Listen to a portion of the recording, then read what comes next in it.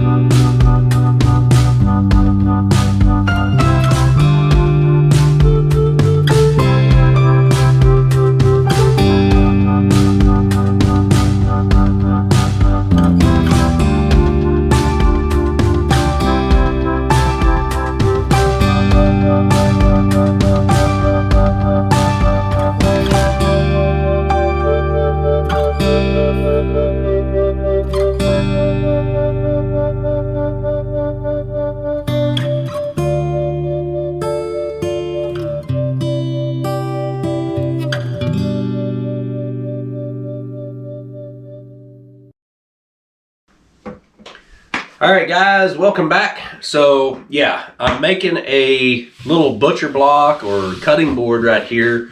And you might be wondering why I brought this little walnut bench out here.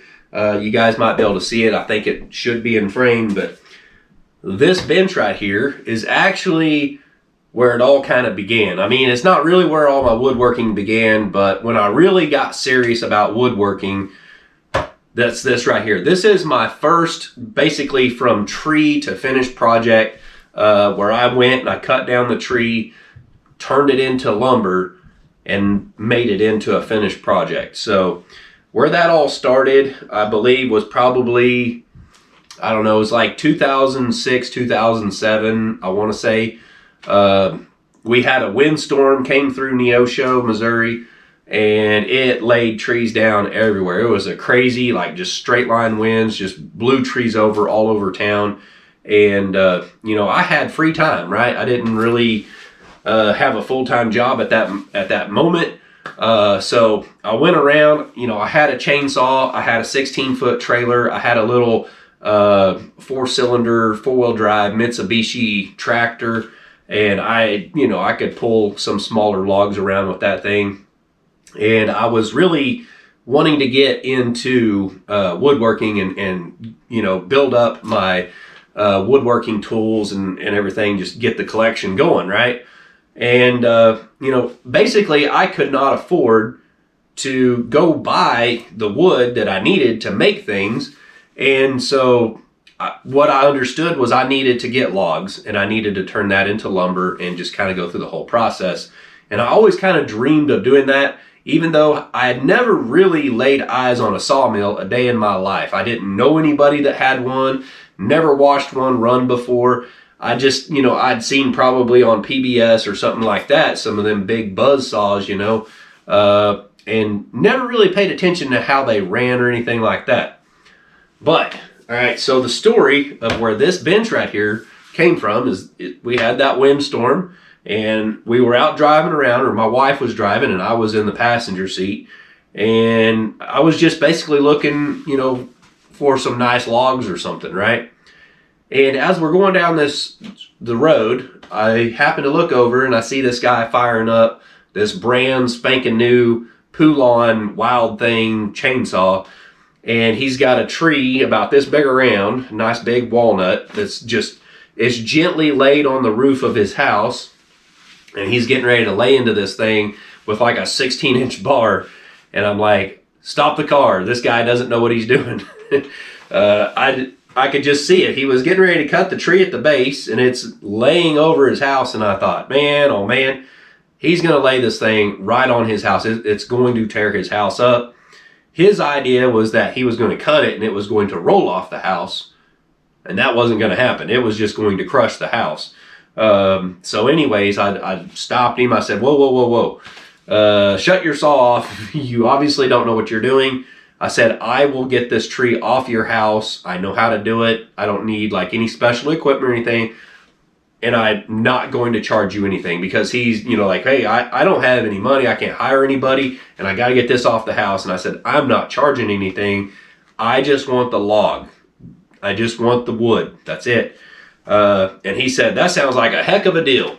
He goes, now you sure you can get this thing off my house without tearing it up? Because there's like a few shingles that were scuffed up, torn off or whatever from the branches hitting it. No holes or anything like that, no major damage to his house. And I said, yes, I can actually get that tree to lift up off your house. And I know he didn't understand and he didn't believe me, but I said, just let me go get my equipment. I'll come back with my truck, my trailer, my saws, and I'll show you how it's done. So anyways, I was pretty bold at that moment. I was not very old. I was probably 25, 26 years old, I think, somewhere around in there. Maybe a little older. But anyways, so I went home. I got my pickup, my trailer, my saws and everything, headed back out there. I climbed up the tree, basically walked up the tree, got up on top of his house, and I just started cutting limbs off piece by piece and chucking them down into the driveway below, and got down to the last limb, and I said, all right, watch out. When I cut this limb right here, this is going to start standing up. And so I started cutting that limb down piece by piece, just little chunks that I could hold on to. Cut it, and it started raising up. Every time I cut off a section, the tree would start moving a little bit more. Cut off that last bit of it, the tree stood up straight. Then I, of course, had my ladder there at that time. Got down off the roof, went over there to the tree, cut my face cut into it, and fell it over right in his driveway. Winched it up on my trailer, I actually had to buck it up into smaller pieces because I had nothing but a chain fall and a come along and some chains and some ropes and stuff to get this thing loaded up on my trailer. So I ended up making a couple of trips. Once I'd get it loaded, I got it over to my house, and I would back it in underneath my A-frame, which you guys have seen out here in my yard before, and that's how I unloaded it. So unloading it was a lot easier. So anyways, I would just wrap a chain around it, pick it up with the A-frame and pull out and back in and hook up, to the other log and get it picked up and everything and offloaded.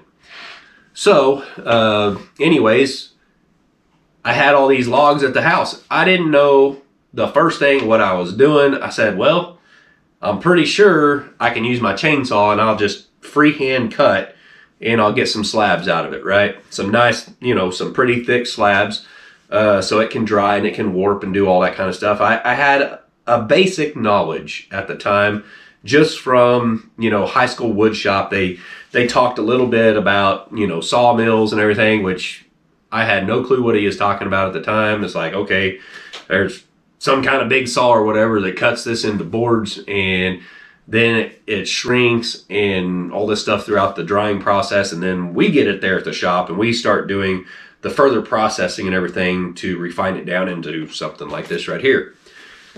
So with that basic knowledge, I just took my chainsaw and I filed the chain to more like a 10-degree angle. It's a lesser degree angle than what you would normally have on your chain. And I just went in, took a string line, popped a line, followed that line as best I could, tried to make it as straight as I possibly could with the chainsaw, just freehand cut it, made me some slabs, and I said, man, this right here is taking forever. We're talking like all day long, pretty much to get one slab out of this thing. And, I said, there's got to be a better way. So I started thumbing through the phone book. Yeah, at the time, cell phones were not as advanced as they are nowadays. I don't even know if we had Google and stuff like that back then, but we're talking like 2006, 2007. Everyone was starting to have cell phones at that time. So anyways, I'm going through the phone book. I believe I went through the Big Nickel and I found an ad in the Big Nickel for portable sawmilling or custom sawmilling, something like that. So I called this guy up, asked him a few questions. I'm like, hey, how much would it cost me to get a couple of walnut logs milled up? And he said, well, how do you want it milled? Do you want it quarter sawn, flat sawn, like what? And I said, I have no idea. All I know is I just want some slabs out of it to make like some benches and things like that. I'm wanting to get into woodworking a bit more than what I have been. And I cannot afford wood. And he said, I tell you what, you come out, bring the logs with you, and spend the day with me, and I'll make it well worth your time. Little did I know this old guy was going to teach me everything he knew about a sawmill in one day. It didn't exactly teach me all that, but he filled my head just plumb full of knowledge. I was asking every little question I could about his sawmill. It was a Wood-Mizer. I want to say it was a LT40, and it was right here in this town where I live right now, actually catty corner from the post office here in Goodman, Missouri. His last name was Bowman, and he's since passed away, and the family sold off his sawmill and everything. And the tooth setter that I have, I actually bought from a yard sale after he had passed away. So I actually have the tooth setter that he used to set the teeth on his sawmill. So that's another history thing right there for you. But that day is where my love of sawmills began, and I wanted a sawmill from that day forward. I had to have one, and I dreamed about having a sawmill and milling up my own lumber from that day forward. And this was probably, I want to say that was around 2007. I know I had the red Dodge pickup at the time, so I want to say it was around 2007 when this was happening. So anyways, fast forward a little bit. This right here, this cutting board, the wood, this is kind of what it looked like, right? Basically, it was some branches that I had trimmed off of the peach tree in my backyard. I know it's a peach tree because we've had peaches on it before, but we never get to eat any because the squirrels get to it before we do. But anyways, I know it's a peach tree, and I got one of the pieces of wood. I brought it in here, and I believe I made some sort of sled or something where I could actually just run a couple of screws into the thing, and then I could just sit there and run it through the table saw as like just a block of wood. And I use that, I think, with the fence. I can't remember for sure exactly how I done it. It's been a while. But anyways, I did mill this on my table saw. You can kind of see the little swirl marks in it from the table saw there. And I'll tell you what, it is not easy to mill green wood on a table saw. You actually need a blade with very few teeth on it. The more teeth you have on there and the wood being moist or wet, it is not a very good combination, so I do not recommend it. Don't be trying that at home unless you know what you're doing, because that is a huge recipe for a kickback. Trust me, I had plenty of them. But anyways, so that's where this right here come from, that I made all these squares out of for this little butcher block right here, or cutting board. This is what it looked like after I milled it up on the table saw here. I didn't have a sawmill at the time. So I've went all the way from freehand milling with a chainsaw to using a bandsaw. I'd used the bandsaw over here a little bit and it didn't work very good, so I ended up using the table saw. And so anyway, since I got the jointer over here, I was able to actually get these flattened out and run them through the table saw, and then the thickness planer and everything. Got a whole bunch of these all uniform, and then set up a stop over there on the chop saw and cut them to where they were exactly 2 1/16 by 2 1/16. I don't know why I didn't just do 2 by 2, but 2 1/16 by 2 1/16 worked good. They just have to be exactly the same in both directions so everything lines up right. So there you go. There is the cutting board right there. I've never actually made one exactly like this before with like the checker pattern. I've seen people do it before. And so I was interested in doing that. And so I made one. All right. So there you have it. That's where that came from. Now let's put some butcher block oil on this thing and let's move you guys up closer so you can check it out. Here we go. All right, we got our Watco butcher block oil right here. That's what we're going to be treating this with. I think it's going to turn out really nice. So here we go, guys.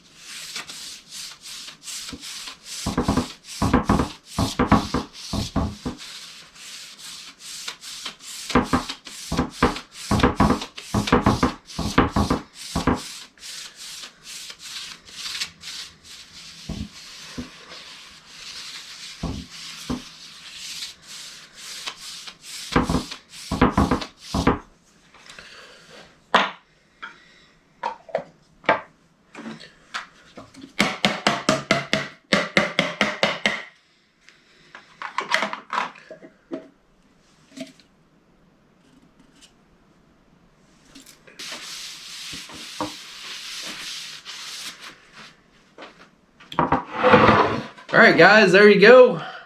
There's the butcher block, and this right here was actually made all the way from the tree to the finished project by yours truly right here, just like this bench right here that I'm sitting on. So guys, I really appreciate y'all sticking around and watching this video this far through, and I hope you enjoyed the story I gave y'all.